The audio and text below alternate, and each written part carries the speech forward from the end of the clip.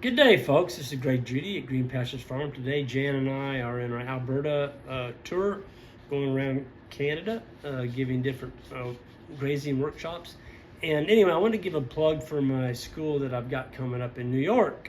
For those of you on the East Coast, everybody's saying, well, Greg, when are you coming to New York? I'm like, well, probably not for a while, but I am. I'm coming there July 8th. And I'll be giving a all-day workshop at Freedom Farms. And it's going to be held at Greene, of all things. Greene, New York. It's Greene, Greene, New York.